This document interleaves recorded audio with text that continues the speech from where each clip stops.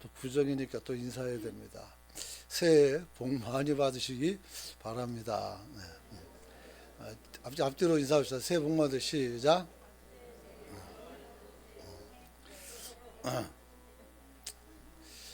이제 그만하십시오. 이제 아직 더 해야 돼요? 알았어요. 새해에 우리가 하나님 앞에서 복을 받아서 가정도 또 자녀도 그리고 우리 교회도 그리고 우리나라도 큰 복이 가득하여 넘치는 귀한 역사가 있기를 소망합니다. 오늘 설교 제목은 위로를 받을 것이미요 라는 제목으로 말씀을 나누려고 합니다. 구정째가 되면 항상 전 어릴 때 어머니가 누님과 형님을 마중을 나가라 해서 그게 참 귀찮고 힘들어요. 왜냐하면 점심만 먹으면 가서 기다리라는 거예요. 아무리 빨리 내려와도 저녁 6시 넘어야 들어와요. 그리고 형님들은 막차를 타든지 아니면 새벽에 택시 타고 들어온단 말이에요. 놀다가. 근데 그런 사람들을 어떻게 기다리라고 나보고 나가라는지 모르겠어요. 지금 대합실 있는 것도 아니고. 그래서 저는 구정하면 이 기다림이 너무너무 싫었어요. 근데 언젠가부터는 그 기다림이 저한테는 그냥 기다림이었지만 어머님한테는 그리움이었구나 하는 생각을 갖게 되었어요. 그렇죠. 자식을 그리워하고 기다리는 것입니다. 오늘 하나님도 여러분을 이곳에서 기다린 줄 믿으시기 바랍니다.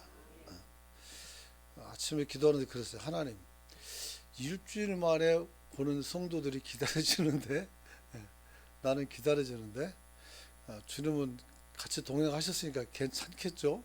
이런 생각을 해보고 그렇게 기도를 했어요. 근데 아니다 그래요. 그 느낌이 아니다. 나도 매일 기다린다라는 음성이 마음속에서 들려왔어요.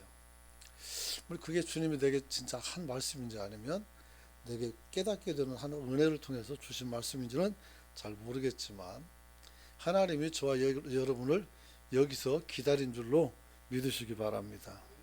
왜 기다렸을까?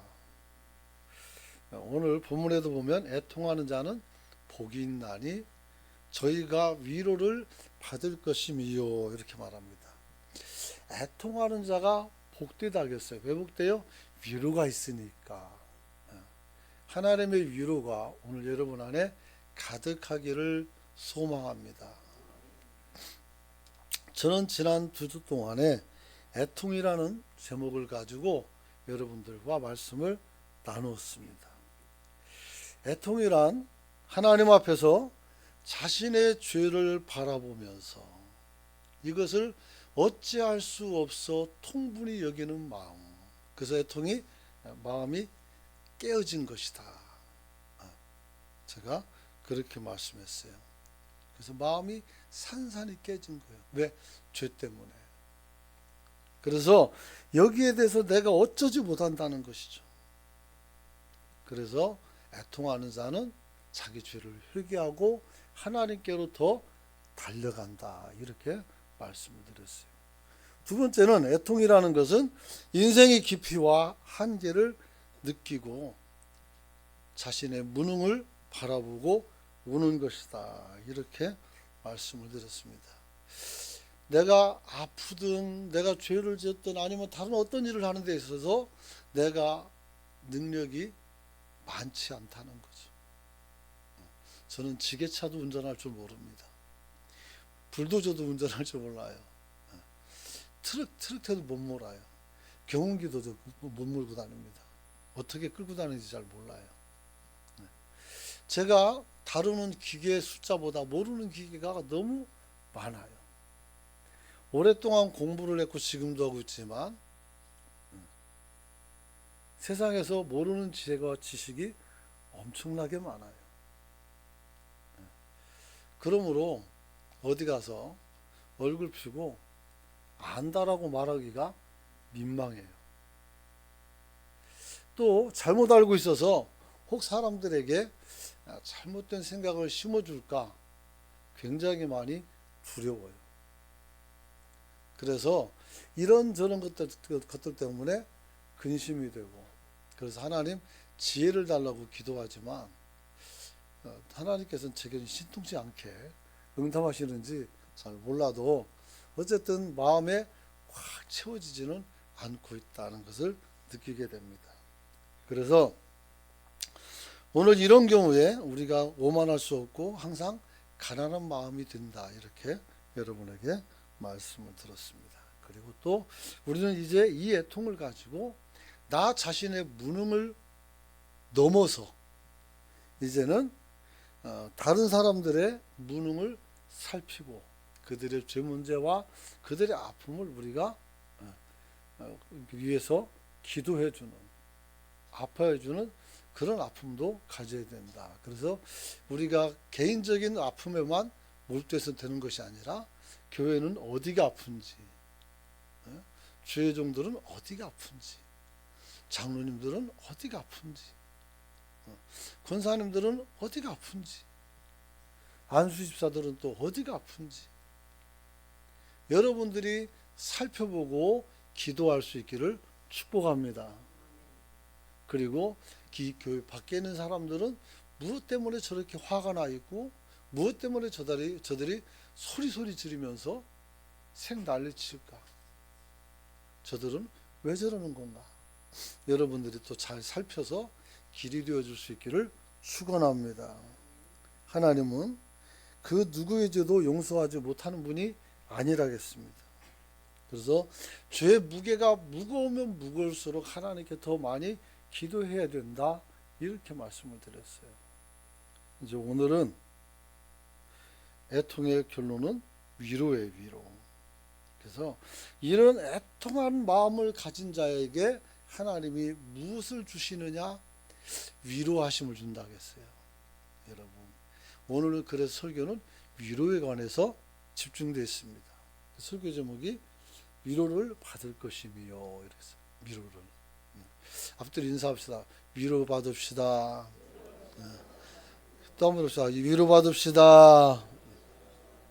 여러분, 참된 애통은 나를 보고 애통해하던 사람들이 점점 성숙해짐으로써 이제 다른 사람과 가족과 친척, 이웃과 민족을 보고 애통한 마음을 가지고 그들을 어떻게 돼요? 우리가 만져주는 거예요.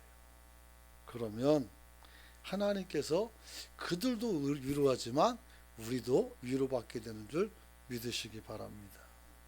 여러분, 위로라는 단어는 신약성경에 파라칼레오라는 단어가 사용됩니다. 위로받다, 위로하다, 뭐 이런 어떤 단어로 번역이 됩니다. 근데 이 단어는 두 가지 형태로서 합성어인데, 곁에라는 전치사와 부르다라는 동사가 연합해서 만들어진 글입니다. 그래서 곁에서 누군가를 부르다는 것. 즉 부름받아서 누군가가 내 옆에서 서 계신다는 거예요. 이게 바로 위로란 말이에요. 누군가가. 그게 하나님이 될 수도 있고 내가 될 수도 있고 여러분이 될 수도 있는 거예요. 그런데 성령을 표현할 때 우리가 성령이라는 말은 똑같아요. 곁에서 부름받은 누군가가 서 있다.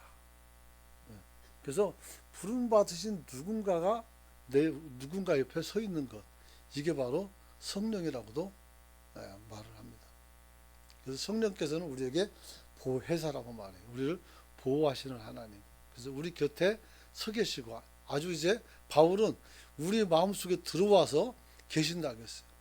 그래서 우리 마음에 어떻게 하나님의 영인 성령이 거하는 전이라고 했단 말이에요. 그래서 하나님이 항상 우리 안에 들어와서 거주하신다, 그런 거죠. 그래서 우리 인생의 진정한 위로자는 누굴까 하면은 결국은 하나님이시다. 성삼위 하나님이 다 우리를 위로하시지만 그 중에 특히 성령 하나님께서 우리를 많이 위로하시는 줄 믿으시기 바랍니다. 여러분. 그래서 예수님 같은 경우는 어떻게 우리에게 곁에 서 있었을까? 예수님은 우리의 문제를 해결하기보다는 먼저 우리의 아픔에 동참하시는 하나님인 줄 믿으시기 바랍니다. 내가 왜 울고 있는지 주님이 아셔요. 그리고 함께 우신단 말이에요. 그리고 때로는 울음을 그쳐라고 달래주기도 하는 거예요. 제 어릴 때에 동네에서 꽤 큰 형님이 계셨는데 이분이 뭘 잘못되는지 잘 몰라요. 하지만 집안에 들어와서 큰 소리로 막 우는데 동네가 떠나갈 만큼 큰 소리로 울어요. 그 사람들이 모여서 구경을 해요. 이렇게. 구경을 해요. 저도 가서 봤어요. 근데 그 큰 아들이 우니까 아버지가 그 아들을 안고 등을 두드리면서 그만 울어라, 그만 울어라 하면서 아버지가 울고 있어요. 어? 이게 뭐예요? 이게 아버지의 마음이고 아들을 향한 위로인 줄 믿으시기 바랍니다. 우리는 실패했으니까 울 수 있지만 실패하지 않은 아버지가 왜 울어요? 마음이 아프니까. 내 마음을 아니까. 나를 사랑하니까 내 새끼니까. 그렇게 우는 거 아니겠습니까? 여러분. 나사로가 죽었을 때도 주님께서 가서 우셨단 말이에요. 과부가 아이들이 죽었을 때도 울지 말라고 그를 견책해 하셨죠. 여러분. 이유는 딱 한 가지예요.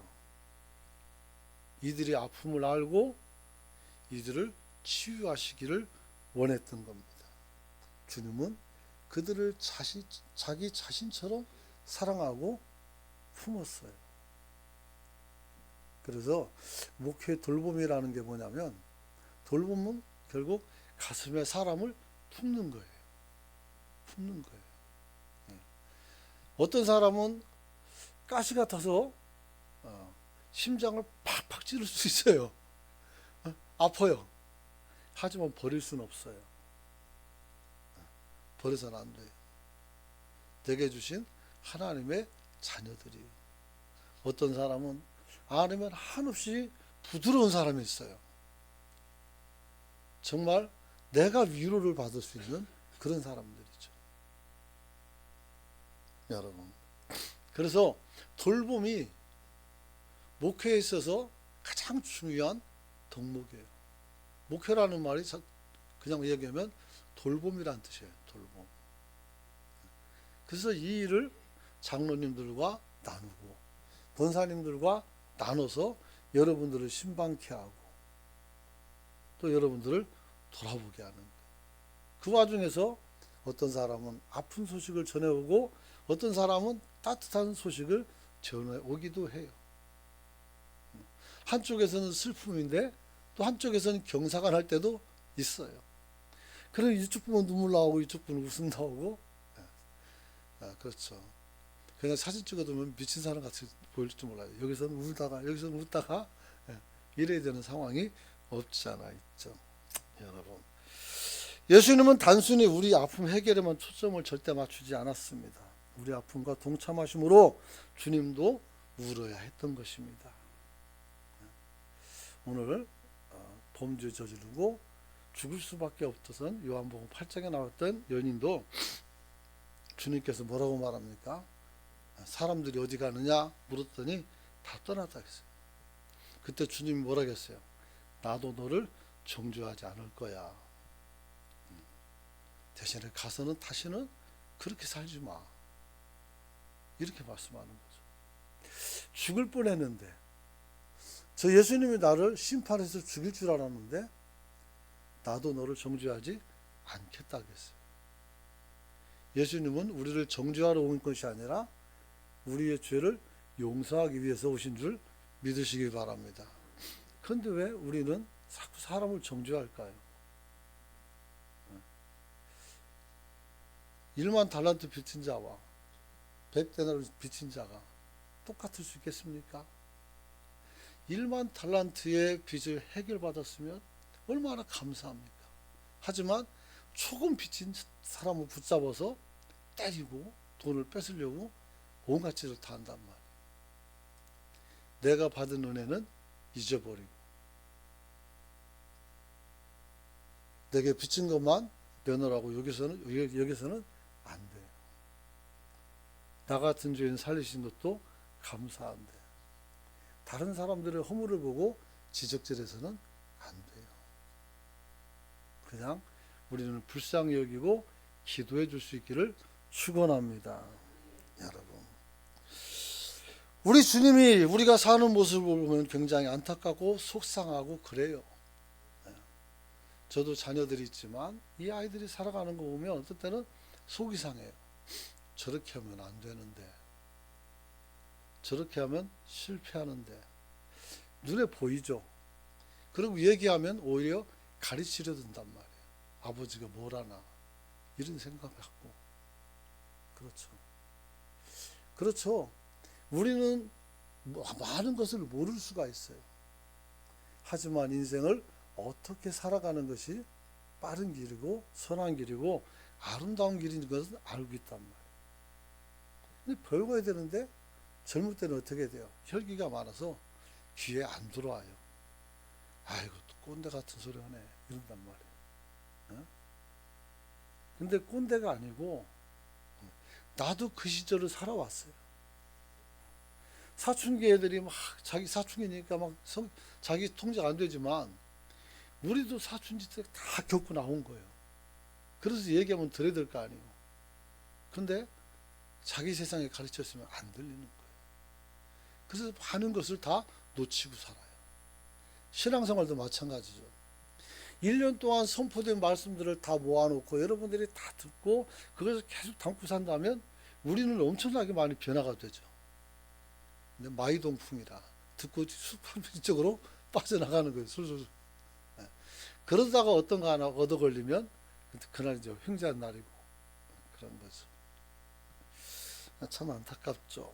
하나님은 우리가 흘리는 눈물에 그 가슴을 찢어놓고 아파하시는 것을 여러분이 기억하시기를 축원합니다. 여러분, 다른 거 없어요. 우리를 그냥 사랑해서 그런 거예요. 우리를 사랑해서 그런 거예요.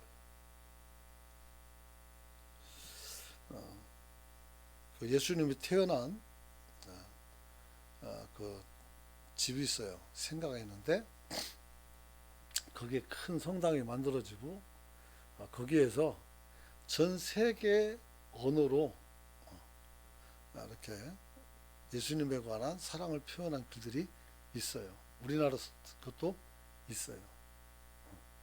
전 세계 언어로. 왜 전 세계 언어로 이런 걸 써놨을까요? 하나님은 사랑이시고 예수님은 그 사랑을 실천하셨기 때문에요. 할렐루야. 그래서 모든 인류가 모든 민족으로 하여금 국가로 하여금 그렇게 인사말을 쓰게 만들지 않았을까 하는 생각을 가져봅니다. 여러분. 그래서 오늘 주님께서는 똑같이 우리와 더불어 아프시고 똑같이 슬퍼하셨고 똑같이 눈물을 흘리셨어요. 인간의 모습으로 왔을 때 둘째 아담이라고 했어요. 첫째 아담은 어떻게 될까? 아담이죠. 아담은 온전하게 만들어진 거예요. 하나님의 피조물로서. 범죄가 들어와서 불완전해진 거예요. 그래서 아담은 원래 영생하도록 창조가 된 거예요. 근데 죄가 들어와서 우리가 다 죽게 된 거예요. 둘째 아담인 예수님은 어떻게 죄 없이 태어나셨어요. 그리고 우리가 죄 안에서 살아가는 모든 제한이 설정되어 있는데 이 제한적 공간에서 주님도 똑같이 살아가신 거예요. 그래서 생로병사에 대해서 똑같이 느끼게 돼요. 여러분, 그래서 하나님은 우리를 향해서 많이 아파하신 줄 믿으시기 바랍니다. 마태복음, 특별히 요한복음을 읽으면 하나님의 사랑이 많이 느낄 수가 있어요. 그리고 주님은 우리에게 또 뭐라고 말씀했어요? 우리가 위로자가 되기를 원하신다고 말씀하고 있어요. 우리도 세상에서, 가정에서 혹은 교회에서 상처받고 아파할 때가 있어요. 속상하고 화나고 답답하고 억울한 일이 많이 나타날 수도 있어요. 가족관계도 좋지 못할 수 있고 부부관계가 안 좋을 수도 있어요. 또 교회 나왔지만 뭔가 좀 마음이 틀어져서 속이 상해서 답답할 때도 있죠. 이때 우리는 누군가 나를 위로했으면 좋겠다 하는 마음을 갖게 되죠. 한번 따라서 합시다. 내가 그 위로자이다. 여러분이 그 위로자가 될 수 있기를 축원합니다. 여러분. 그런데 우리는 흔히 우리의 어려움과 문제가 해결되는 것이 위로받는 것이라 생각을 할 때가 있어요. 경제적으로 풍족해지고 병이 낫고 사람 사이가 원만해지면 그게 우리에게 위로라고 생각을 해요. 그러나 진정한 위로는 그게 아니에요. 우리가 왜 애통이 와요? 우리 죄 때문에 왔다겠어요. 위로는 그 죄를 맑게 씻어줘야 우리에게 위로가 끝나는 줄 믿으시기 바랍니다. 그래서 이 죄를 용서받는 데 있어서 두 가지 용서가 있어요. 하나는 우리가 제일 먼저 피차간에 용서해야 돼요. 한번 따라서 합시다. 피차간에 용서해야 된다. 또 하나는 완전한 용서인 예수 그리스도의 보혈의 피로써 우리를 용서하시는 거예요. 그러면 우리는 이 죄 문제에서 완전해지는 거예요. 그러면 1차적으로 같이 화해해야 될 사람이 죽었으면 어떡하느냐? 어쩔 수 없죠. 그냥 미안한 마음, 송구한 마음을 여러분이 표현하고 하나님께 기도하면 그것이 될 줄로 믿으시기 바랍니다. 사랑하는 성도 여러분, 오늘 그럼으로써 하나님께서 우리에게도 위로도 똑같아요. 위로도 하나님이 위로하시지만 하나님은 우리를 서로 위로하기를 원한다는 것을 알아야 돼요. 그래서 더욱 재밌는 것은 우리가 누군가를 위로하면 그 위로 속에서 내 마음의 상처도 회복이 된단 말이에요. 여러분이 지워지지 않는 마음의 상처가 있는 분들이 있어요. 있다고 말하는 건 내가 안다는 얘기예요. 안다는 얘기예요. 다른 거 없어요.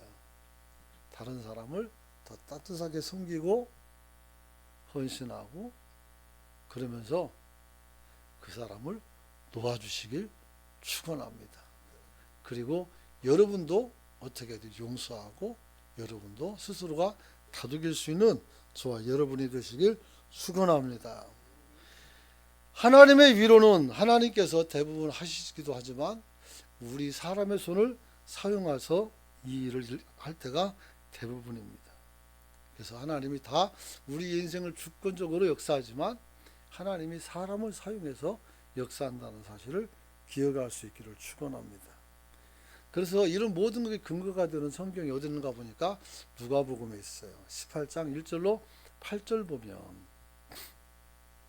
비유로 말씀하는데 어떤 도시에 하나님을 두려워하지 않은 재판관이 있었다 이렇게 말합니다. 그리고 그 도시에 한 과부가 있어서 그에게 가서 내 원수에 대한 나의 원한을 풀어주라 그렇게 어떻게 합니까? 호소한다 하겠습니다. 근데 이 불의한 재판관이 얼마 동안 듣지 않다가 후에 속으로 생각하기를 내가 하나님을 두려워하지 않고 사람을 무시하지만 이 과부가 나를 번거롭게 하니까 내가 원한을 풀어줘야 되겠다. 아니면 내가 맨날 괴로워서 못 살겠다. 이렇게 표현을 하고 있습니다. 여러분, 이 말씀을 통해서 몇 가지 우리는 의문사항이 있습니다. 첫째는 왜 하나님을 두려워하지 않고 사람을 무시하는 불의한 재판관이 있을까? 이 땅에. 왜? 많은 재판관들이 있지만 왜 억울한 과부의 소리를 들어주지 않는 그런 재판관이 있을까 하는 거예요. 예수님이 만든 세상은 공의롭고 정의로워야 되지 않겠습니까? 그럼에도 불구하고 오늘 민주적이지도 않고 자유롭지도 않고 사회에 불의한 재판관이 존재하는 문제는 어떤 것인가 하는 거죠. 이것은 사회 구조 문제가 아니라 인간의 본질의 문제예요. 사람은 누구나 다 어떤 사람에게는 선한 모양을 갖고 있지만 어떤 사람에게는 악한 모양을 가지고 있습니다. 우리는 죄와 선을 함께 가지고 있어요. 그래서 내가 하나님 앞에서 경건되고 아름답게 살고자 하는 마음이 있는데 이 속에 또 탐욕이 같은 일이 생긴단 말이에요. 그래가지고 내 마음이 힘든 거예요. 그래서 오호라 나는 곤고한 자로다. 누가 나를 이 사망의 법에서 건져내 줄까 이렇게 바울이 로마서 7장에서 고백을 하는 거예요. 그리고 8장 넘어가자마자 그리스도 예수의 생명의 법이 나를 사망의 법에서 건져냈다 이렇게 말씀하셔요. 사람은 죄와 선을 함께 가지고 있어요. 지금은 우리는 이 두 가지가 전쟁하는 때를 살고 있기 때문에 그래요. 그래서 판사가 항상 다 옳은 것이 아니라 잘못된 판결도 할 수 있고 구부러진 판결도 할 수가 있는 겁니다. 그래서 사람을 판단하는 게 가장 어려운 일이죠. 그래서 사회 구조적인 문제가 아니고 입법과 행정, 사법체계 모든 것에 선과 악이 함께 상존하고 있다는 것을 여러분은 이해를 해야 되는 거예요. 그래서 하나님께서 지금 얘기하는 건 뭐냐면 이 세상에 있는 이런 불의한 재판관일지라도 결국 자기가 너무 괴롭힘 당하면 안 되니까 선을 행할 수도 있다는 거예요. 그리고 나중엔 이것을 기도로 치환해서 주님께서 우리에게 똑같이 기도하면 하나님께서 들어주지 않겠느냐. 불의한 재판관도 들어주는데 하나님이 안 들어주겠느냐 이런 말씀을 하고 있는 거예요. 그러므로 여러분이 먼저 알아야 되는 것은 이 세상 모든 사람들이 다 여러분을 위로해 줄 거라고 생각해서는 안 된다는 겁니다. 또 교회락에서 우리가 교회는 사랑이 많아야 된다라고 사람들은 얘기해요. 하지만 교회락에서 맨날 사랑이 많지는 않아요. 우리도 거의 비슷한 사람들이기 때문에 그런 거예요. 그래서 지나치게 경직되게 우리가 거룩을 가지고 교회를 판단한다면 우리 교회 다닐 수가 없어요. 우리 주님이 그걸 지금 알고 있다고 말씀하는 거예요. 두 번째 문제는 뭐냐면 이렇게 약한 자들이 핍박받고 억울함이 바로 해소가 되지 않고 오랫동안 슬프고 억울하게 살아가야 되는가 하는 문제예요. 똑같은 스키장을 한번 가려고 해도 돈 많은 사람은 그냥 가면 되지만 가난한 사람은 어떻게 해야 돼요? 우리에게 예산이 있는가 살펴봐야 돼요. 가서 뭘 먹을까? 메뉴도 정해야 돼요. 그래서 가난한 것은 좀 피곤한 거예요. 그런데 왜 하나님은 이들을 그냥 방치하실까? 방치한다고 하는 말은 사실은 없어요. 하나님은 이 사람들을 방치한 것이 아니라 너는 네 방식으로 나는 내 방식으로 우리가 능동적으로 살아가야 한다는 사실을 잊지 않기를 축원합니다. 여러분, 억울한 문제는 일시적으로 나타날 수 있지만 정치, 사회적 구조와 경제적 지원, 보장, 사회보장 장치 이런 것들을 통해서 어느 정도 해결을 해줘야 되는데 이게 잘 안 될 때도 있어요. 아무리 진보된 사회를 할지라도 모든 사람을 완전하게 케어할 수는 없다는 겁니다. 아무리 돈을 많이 줘도 아이들에게 취업 안 된다고 돈을 많이 퍼다줘도 일자리가 늘어나지 않은 이상 얘들 취업은 요원한 거예요. 그러면 계속 이 상태로 있어야 되느냐는 문제예요. 그건 좀 이따 말씀할 거예요. 그래서 어쨌든 이렇게 고질적인 억울함이 방치되는 사회는 안 된다는 것을 우리에게 오늘 주님께서 보여주는 거예요. 왜 이 여자는 억울한 일을 매일같이 찾아가서 상소해야 됩니까?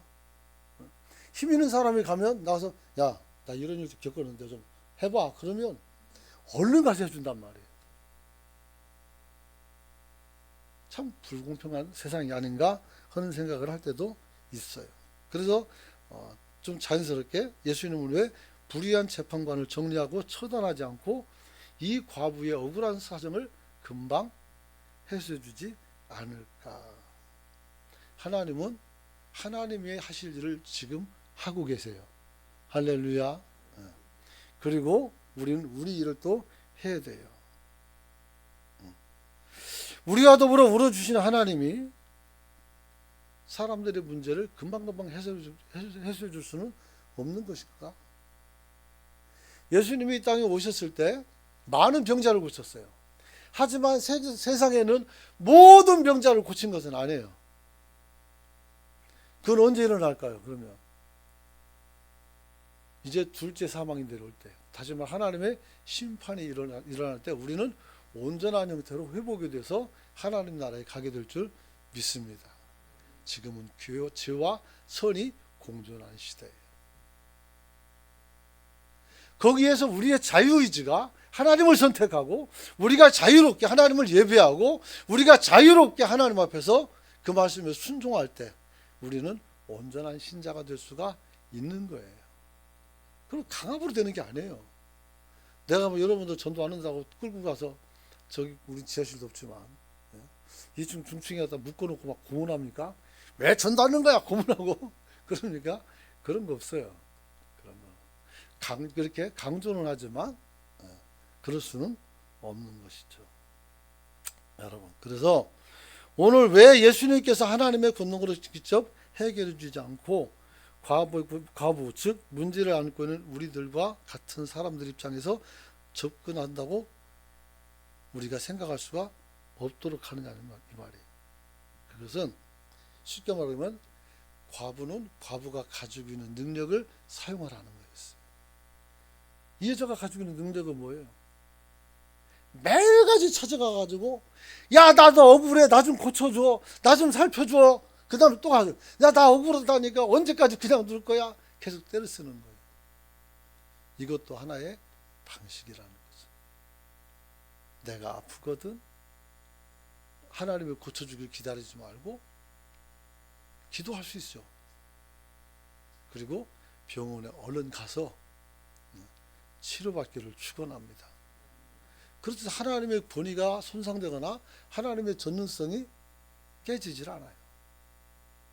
그들 또한 하나님이 이 세상에 만들어 놓은 지식으로 또 지혜로 이들이 우리를 치료하기 때문인 거죠. 결국은 하나님이 일하고 계신 것이 있어요. 알아야죠. 오늘 이 여자가 할 수 있는 것은 불의한 재판관을 자주 찾아가는 거예요. 우리도 마찬가지예요. 외롭고 하나님 앞에서 막 애통 슬플 때 가만히 있지 말고 성전에 와서 부르짖기를 축원합니다. 아니면 금식기도 하세요. 아무것도 안 하면서 하나님 나 슬픕니다. 그럼 계속 슬프면 돼. 그러면 안 되겠지만 우리가 할 수 있는 것을 해나가는 성도가 되시길 축원합니다. 그렇게 한다면 불의한 재판관은 번거로움을 면하기 위해서 혹여라도 양심의 가책을 느끼거나 아니면 흔들려서 그들이 어떻게 선한 판단을 한다는 것이죠. 이것이 바로 하나님께서 세상을 다스리는 한 방편이기도 하다는 걸 알아야 돼요. 여러분, 예수님은 과부 같은 어려움에 처한 우리들이 할 수 있는 최선의 노력과 호소를 통해서 우리가 어떻게 돼요? 사람들을 감동을 시키든지 아니면 귀찮아서라도 어떻게 우리 들어주는 그런 역사를 통해서 사람을 살리시기도 하는 거예요. 전도할 때 이런 것들은 굉장히 많이 우리에게 나타나는 현상 중에 하나예요. 그리고 두 번째는 마지막 해결자시며 만유의 통찰하시는 하나님께서, 하물며 하나님께서 그 밤낮 부르짖는 택한 자들의 원한을 풀어주지 아니하시겠느냐, 그들에게 오래 참으시겠느냐, 내가 너희에게 이르노니 속히 그 원을 풀어주겠다는 말씀을 하고 계십니다. 하나님이 결국 사람에게 강청하더라도 하나님이 듣고 그것을 풀어준다는 거예요. 또 우리가 하나님께 강청하면 또 하나님이 그렇게 풀어주시는 줄 믿으시기 바랍니다. 이는 사람과 사람 사이의 문제로서 하나님께서는 악인이라도 긍휼히 여기는 마음이 있으며 그것을 사용해서 하나님의 선을 이룬다는 거예요. 우리가 누군가를 위로하고 누군가를 걱정해주고 누군가와 함께 있었을 때 악인이라도 여러분이 그 노력을 보고 마음을 선하게 가져서 변할 수 있는 거예요. 융이 말한 것처럼 사람은 변화될 수 있는 존재라겠어요. 우리는 변화가 될 수 있고 변화되는 존재예요. 그러므로 여러분들도 멈추지 말고 여러분이 일할 수 있기를 축원합니다. 예수님은 이렇게 말합니다. 인자가 올 때 세상에서 믿음을 보겠느냐? 라는 말씀을 해요. 누가복음 18장 8절에서 기껏 다 말씀해 놓고 이렇게 말해요. 인자가 올 때 세상에서 믿음을 보겠는가? 무슨 얘기예요? 하다가 안 되면 딱 포기하는 사람들을 보고 얘기하는 것이죠. 이 여자처럼 계속 될 때까지 기도하라는 거예요. 될 때까지 기도하면 되는 거예요. 안 될 때까지 하니까 안 되는 거고. 그렇잖아요. 아주 간단하잖아요. 콩 심은 데 콩 나고 팥 심은 데 팥 나는 거예요. 여러분들이 끊이지 않고 기도할 수 있기를 축원합니다. 낙심하지 않는 믿음을 갖고 여러분이 세워질 수 있기를 축원합니다. 그래서 억울한 과부의 끈질긴 기도와 자주 찾아가 호소하는 그 호소가 결국은 문제를 해결한다는 거예요. 하나님은 누구라도 하나님 앞에 겸비해서 간구하면 그 기도를 들으실 줄 믿습니다. 특별히 새신자 때 하나님이 은혜를 많이 베푸셔요. 그래서 여러분 말씀드렸죠. 만개떡 장사하신 분. 그분 교회 나오는데 팔지 못해서 하나님께 기도했단 말이에요. 하나님 이거 다 팔아야 되는데 어떡하냐고. 그럼 누가 와서 싹 다 사가지고 간다고. 처음에 안 믿었어요. 나도. 근데 맨날 와서 그 소리 하는 거예요. 그래서 하나님이 그렇게 이 사람을 도와주는 거구나. 이거 다 팔아야 집에 돌아올 수 있고, 먼 거리는데 시간 늦으면 힘들잖아요. 하나님이 도와주는 거야. 하나님이 여러분들도 도와줄 줄 믿으시기 바랍니다. 다 도와줍니다. 여러분. 그러나 우리가 어떻게 억울하고 상하고 아픈 사람을 위로할 수 있을까? 엘리야가 그렇게 했어요. 죄책감에 자녀가 죽어서 죄책감에 시달리는 여인을 보고 기도하여 아들을 고쳐주셨습니다. 이 여인이 엘리야를 참 선지자라고 인정했던 것은 아들을 살려줘서가 아니었습니다. 열왕기상 17장 20절 있습니다. 열왕기상 17장 20절 말씀 같이 한번 읽어봅니다. 시작. 여호와께 부르짖어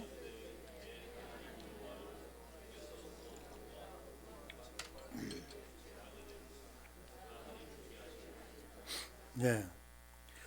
이 여인이 외칩니다. 내 하나님 여호와여, 주께서 또 내가 우고하는 집 과부에게 재앙을 내리사 그 아들을 죽게 하셨나이까. 누가 한 말이에요? 엘리야가 한 말이에요.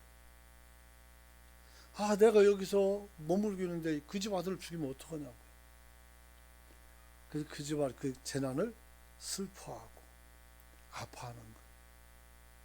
뭐 엘리야가 죽인 건 아니에요. 그렇기 때문에 책임은 없어요. 하지만 믿음의 사람은 어떻게 책임감을 가지고 그들을 도와야 돼요. 할렐루야. 그래서 하나님 왜 그들에게 죽게 하셨습니까? 그렇죠. 이게 뭐예요? 안 죽었으면 좋았을 텐데, 이 집에 불행이 생기면 안 되는데, 이런 말이란 말이에요. 여러분, 이 엘리야와 예수님의 위로는 바로 이렇게 성도의 아픔에, 사람의 아픔에 동참하는 마음을 가졌기 때문입니다. 왜 밥을 퍼주는 목사님들이나 이런 사람들이 귀하게 생각할까요? 배고픈 사람의 배를, 줄인 배를 채워주기 때문에 그래요. 그들의 필요를 채워주는 거예요. 그 사람들이 어떤 배고픔을 겪는지 아는 거예요. 그렇기 때문에 이 사람들의 사역이 귀중한 것이죠. 저도 해봤지만 힘들어서 못할 지경이에요. 정말 힘든 일이에요. 그런데 우리 노예에도 그런 분들이 있어요. 몇 년째, 수십 년째. 대단하시죠. 여러분, 참된 위로는 능력으로, 돈으로, 지식으로, 권력으로 그 사람의 필요한 것, 그 사람이 원하는 것을 해주는 것이 아닙니다. 예수님의 위로의 능력은 다른 것이 없습니다. 한번 따라서 합시다. 사랑이다. 사랑이에요. 이제 말씀을 좀 바치려고 합니다. 진정한 위로는 우리를 사랑하는 누군가와 함께 있어주는 것입니다. 우리가 위로가 된다면 그것은 어떻게 돼요? 우리가 그들의 눈물을 보고 같이 울 때, 그들을 도울 때 우리가 그렇게 할 수 있는 것을 보게 됩니다. 오늘 저와 여러분들이 주님 앞에 함께 울어주고 함께 웃는 그런 성도가 되시길 축원합니다. 지난주에 찬양이 실패해서 이번 주에 다시 한번 성공하려고 외라는 찬양을 들고 나왔습니다. 이 찬양을 통해서 우리가 결론을 맺으려고 합니다.